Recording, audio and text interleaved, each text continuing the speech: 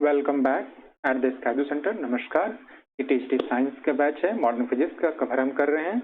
यहाँ पे numerical series आपकी चल रही है। न्यूमेरिकल सीरीज जो है ये आपकी पीआईक्यू बेस्ड है। इसी के से अनुरूप क्वेश्चन को डिजाइन किया गया है। एक प्रश्न के साथ में कई सारे प्रश्नों के उत्तर उसके विकल्पों के अनुसार आपको बताए जा रहे हैं। तो कलम और पेन और पेपर लेके बैठिए। एक सवाल के साथ जो अदर आपको बताया जा रहा है उन्हें भी नोट डाउन करते चलिए। इससे क्या होगा कि आपके पास बहुत ज्यादा शॉर्ट नोट्स बन जाएंगी और आप बहुत अच्छे से इसे रिवाइज कर पाएंगे। चलिए आइए देखते हैं प्रश्न नंबर 1। ये हम ले लेते हैं पेन अपने लिए। तो प्रश्न number 1, which of this can be fuel in a nuclear fission reactor. Nuclear fission reactor में क्या होता है? और हीलियम यूरेनियम होता है। Why not it take it, just a second.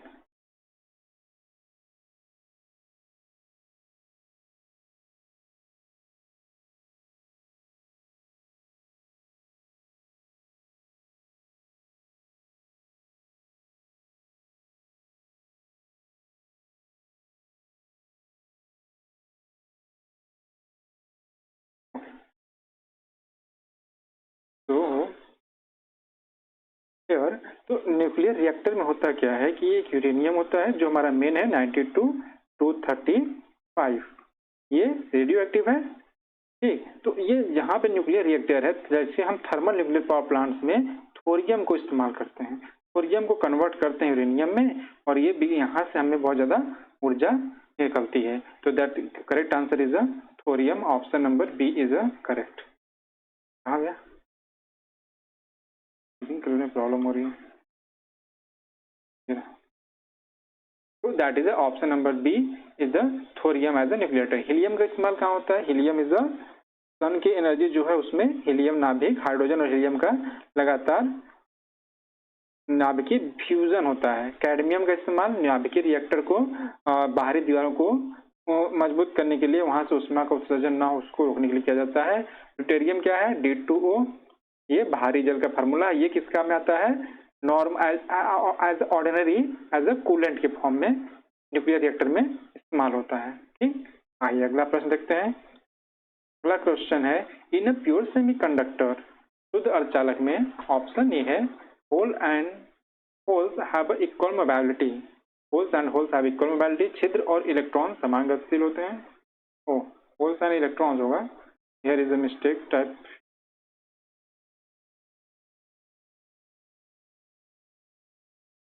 Just a second, मैं कलर चेंज कर देता हूँ, फिर से बहुत दिक्कत हो रही है।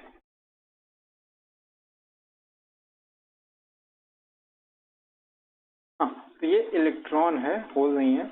Electron and holes have equal mobility. Second is holes have higher mobility. छिद्र अधिक गतिशील होते हैं।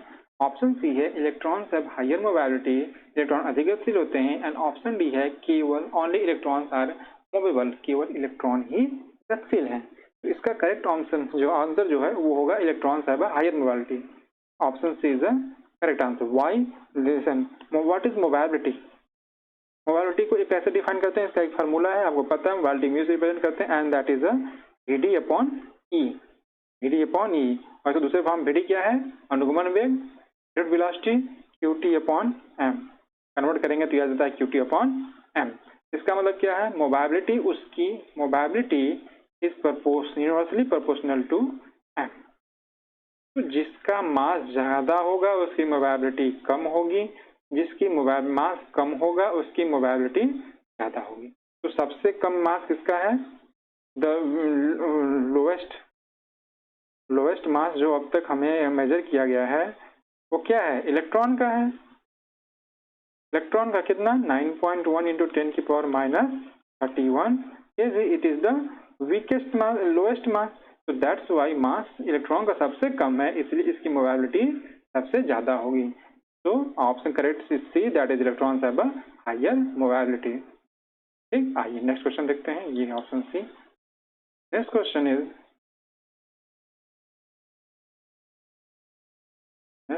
Is when a PN junction is reversed bias its deflection reason.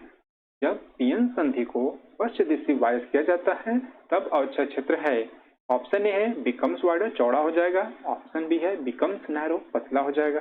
Option C है डिसअपियर, लुप्त हो जाएगा, एंड ऑप्शन डी है नॉट डज नॉट चेंज, अपरिवर्तन होगा, परिवर्तित नहीं होगा। तो जैसा कि हम लोग जानते हैं पीएन जंक्शन डायोड में ये है आपका पी, ये है एन, इसी के अलावा रिवर्स बायस। रिवर्स बायस का मीन्स क्या है? रिवर्स बायस का मतलब क्या है कि एक बैटरी सिरे से प्लस वाले सिरे को बैटरी के निगेटिव टर्मिनल से और निगेटिव को बैटरी के पॉजिटिव टर्मिनल से जोड़ दें। ये पॉजिटिव, ये निगेटिव। तो पी को निगेटिव टर्मिनल से और एन को पॉजिटिव टर्मिनल जोड़ दें, that will be called as the reversed bias. Reversed bias. आप देखिए इस कंडीशन में क्या होगा कि इसके जो मेजॉरिटी चार्ज कैरियर्स है, इसमें क्या मेजॉरिटी चार्ज है? होल्स, और इसमें इलेक्ट्रॉन। तो यहाँ से इलेक्ट्रॉन यहाँ आया, यहाँ पे मेजॉरिटी चार्ज कैरियर्स है, इनमें होता है रिपल। रिवर्स बायस कंडीशन में क्या होता है? यहाँ पे विदाउट बायसिंग किए हुए यहाँ पे एक डिफ्लेक्शन फोर्स वोल्टेज यहाँ क्रिएट हो चुका होता है, बैरियर। इस कंडीशन जब हम रिवर्स बायस करते हैं तो यहाँ पर होता है रिपल्सन। यहाँ पहले जो वोल्टेज है और यहाँ पे जो अप्लाई करें, इस वजह से यहाँ होता है रिपल्सन, और इस रिपल्सन के कारण ही ये थोड़ा सा और चौड़ा हो जाता है। तो क्या हो गया? It will be the become wider. ठीक, तो that is option A is the correct.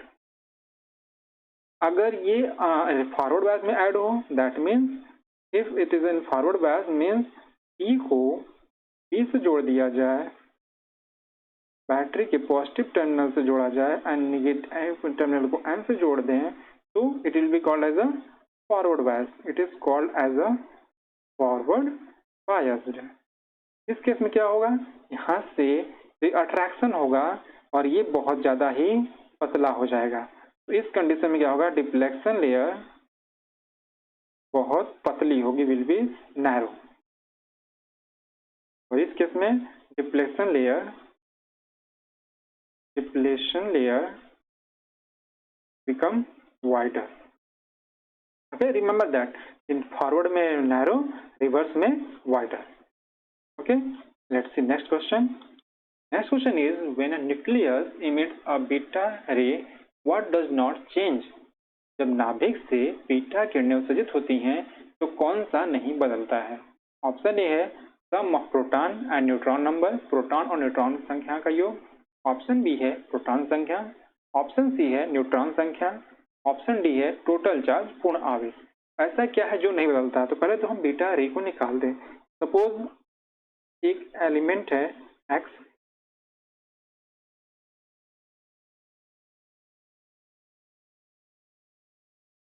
Suppose an element है एक्स, इसका एटॉमिक नंबर है जेड एंड एटॉमिक मास है ए। ओके, इससे अगर हम एक बीटा रे निकालें तो क्या होगा? एलिमेंट वही रहेगा, इसके जेड में प्लस ए की इंक्रीजमेंट हो जाएगा और ए नहीं बदलेगा। ठीक, ये हो गया। यहाँ से एक इलेक्ट्रॉन निकल जाएगा 1 0।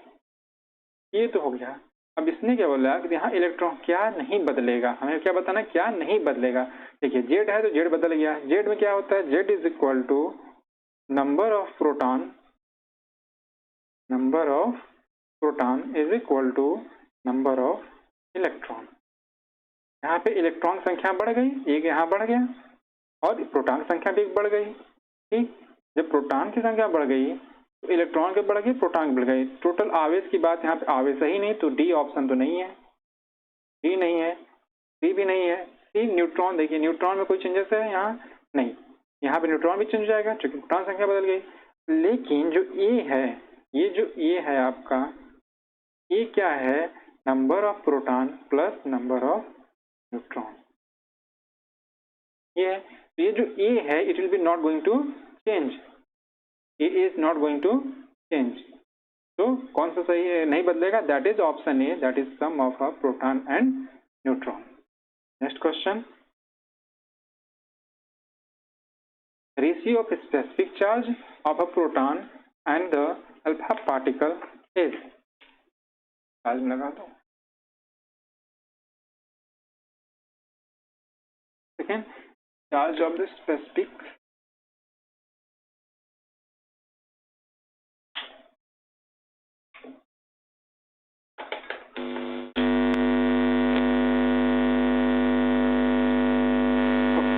Z is the ratio of species का विशिष्ट प्रोटॉन का विशिष्ट आवेश तथा अल्फा पार्टिकल विशिष्ट आवेश का अनुपात बताना है। ऑप्शन ए है 2:1, 2:1, 1:2, 1:4 एंड 1:2। तो इसे सॉल्व करते हैं। तो क्या हुआ, विशिष्ट अनुपात क्या होता है? विशिष्ट आवेश या specific charge. What is mean? Simple जो पहले है that is charge to the mass. The ratio of charge to the mass is known as a specific charge. So we know that for a proton, divided for 1/1 for proton, we know the mass of proton is 1, proton 1h1, proton 1h1, so mass is 1 and charge also is 1. Proton की संख्या है, proton जबकि इसका जो specific मास charge होगा क्या होगा? Specific charge 1/1, that is the for the alpha particle, or alpha particle 2He4, इसमें mass that is the 4 and charge is the 2। Proton संख्या क्या है? 2 है। तो इसका स्पेसिफिक चार्ज क्या होगा? Specific charge of alpha particle is 2/4, that is equals to 1/2। Question क्या है? Specific charge of proton, specific charge of proton,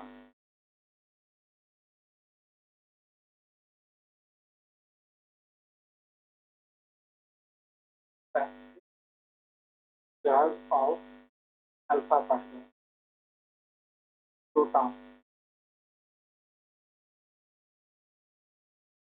alpha particle proton का है 1 और alpha particle का है 1/2, it is equal to 2/1, that is the 2 ratio। So it is correct option is A, that is 2:1, it is a correct। Okay, next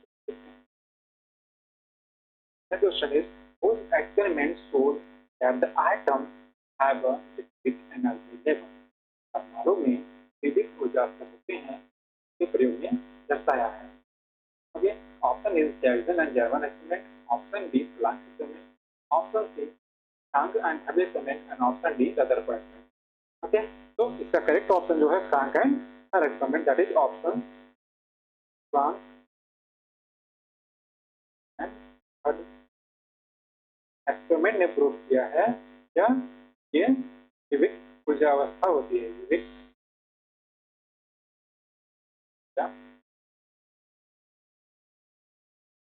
और ये किसकी theory को prove करता है? बोर्स थ्योरी का। बोर्स थ्योरी का कन्फर्मेशन, सेकेंड रदरफोर्ड के experiment क्या था? रदरफोर्ड जो क्या बात किया था? Discovery of nucleus. रदरफोर्ड ने क्या किया था? डिस्कवरी ऑफ न्यूक्लियस, और इन्होंने बताया था रेडियस ऑफ न्यूक्लियस, मेजर किया था रेडियस ऑफ न्यूक्लियस, और दूसरा एटम, रेडियस ऑफ एटम,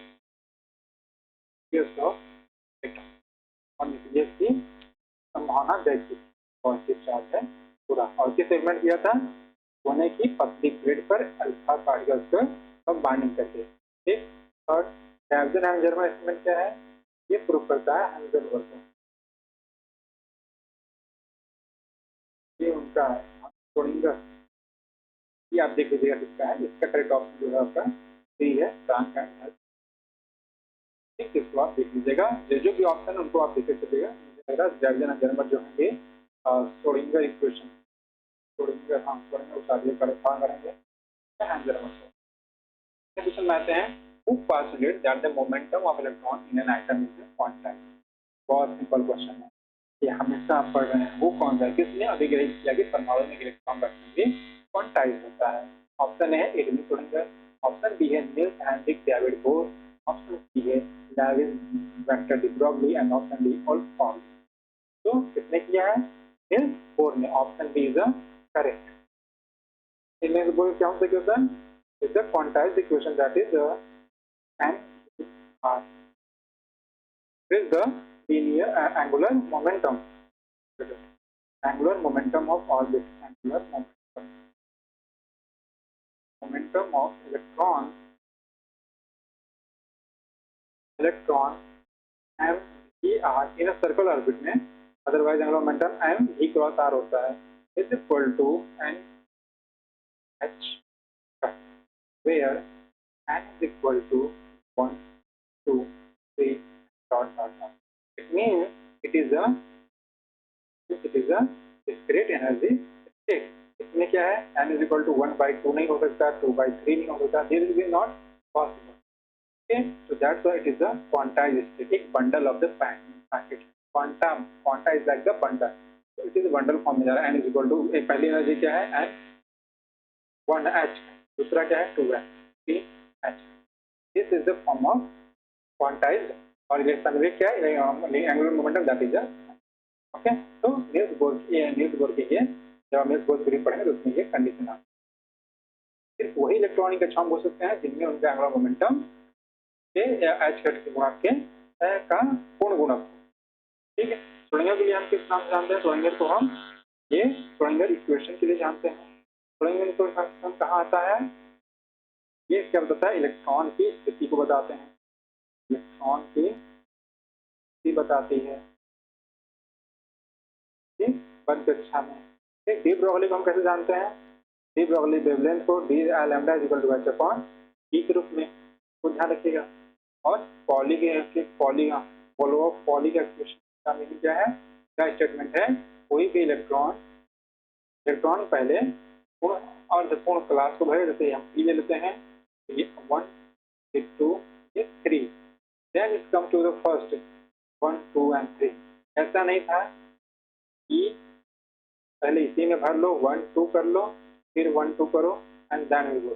पहले हाफ फुल होगा, उसके बाद फिर पेयर का. That is the statement of the Pauli principle. Okay. What is the cause of clear करने का कारण क्या है, सेंटीपिटल फोर्स, पॉसिबल है तरह से सेंटीपिटल फोर्स ए अभी के अंदर, ऑप्शन बी है कूलम्ब बल, ऑप्शन सी है सरफेस टेंशन फिर तनाव, और option D viscous force.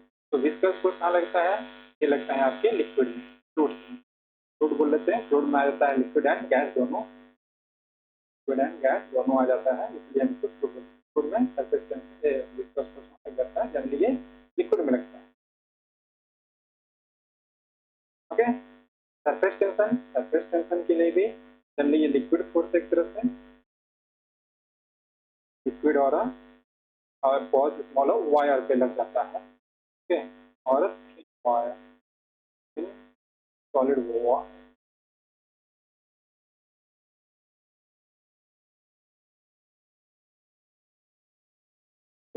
Wire. Okay. Centripetal force जो है ये एक, इट इज अ वर्चुअल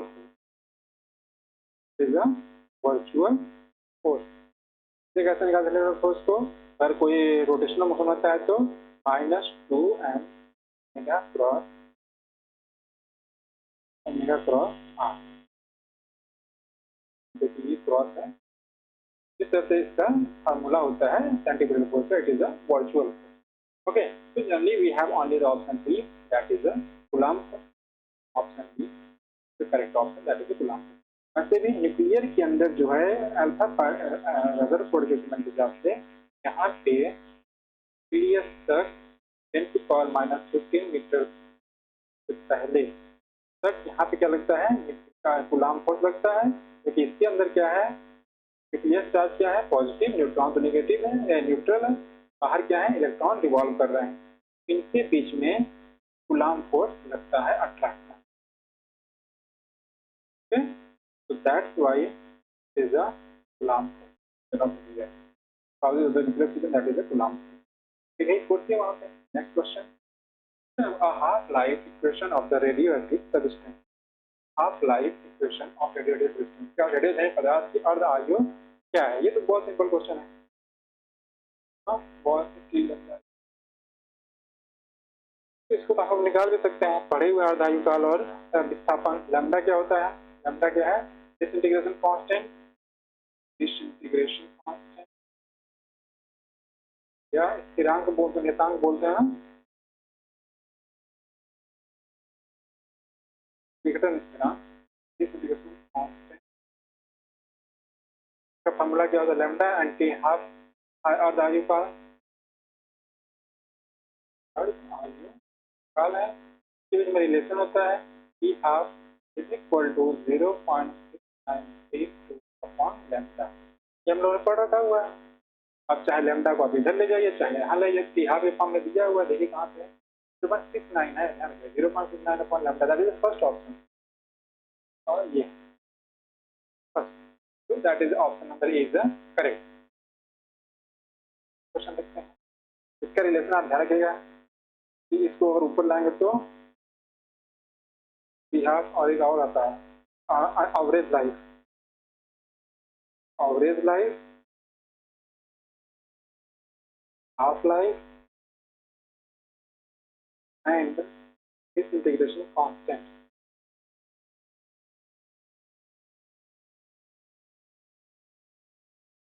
मतलब P bar P by half and lambda, इनके बीच में रिलेशन आप जरूर देख लीजिएगा।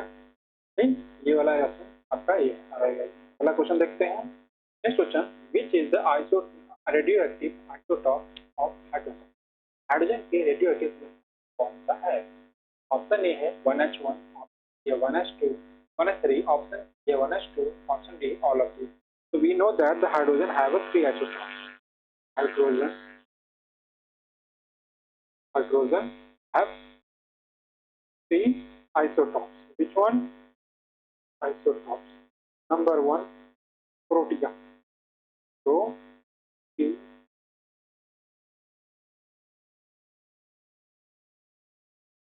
Protium. And formula 1H1. एक इलेक्ट्रॉन, एक प्रोटॉन। और तो protium deuterium, protium deuterium, protium deuterium. इसका formula 1H2. This is also represented as the D. Deuterium. So इसमें one electron and one proton, one neutron. Number 3 is the protium deuterium tritium. Tritium. Okay, tritium, and it is the 1H3. So these all three isotopes of the hydrogen. The correct option is the D. Question: a radioactive element A have a on a disintegration gives two elements B and C. If B is the helium and C is the element of atomic number 19 and atomic mass 234, the element A is रेडियोटिव तत्व A विखंडित होकर B और C बनाता है। यदि B helium है तब C का परमाणु क्रमांक 90, परमाणु भार 234 है, तत्व A क्या है? ऑप्शन ए है यूरेनियम 234, ऑप्शन बी है रेडियम 234, ऑप्शन सी है थोरियम 234 एंड ऑप्शन डी है प्लैटिनम 234। आपको बताना है जल्दी हम इसको कैसे बैलेंस करते हैं। तो पहले से क्वेश्चन लिख लें। रेडियो एलिमेंट ए है जो कि डिसइंटीग्रेट हो रहा है, किसमें? हीलियम में, बी एंड सी में, बी एंड सी में। बी क्या है? बी क्या है? हीलियम है 2 3 4। दूसरा क्या है? एक ऐसा एलिमेंट बन रहा है जिसका एटॉमिक नंबर बी है, एटॉमिक मास 234। सही है। तो ए एलिमेंट ए क्या है? देखिए 90 and 2, that will be the 92 alpha particle निकल रहा है, और ये 2 2 3 8 2 3 8 2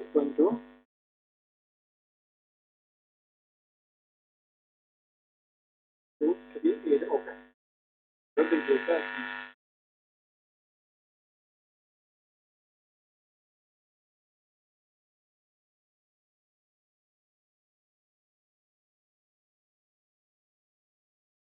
एटॉमिक नंबर जो हमने किया वो मिस्टेक हो गया।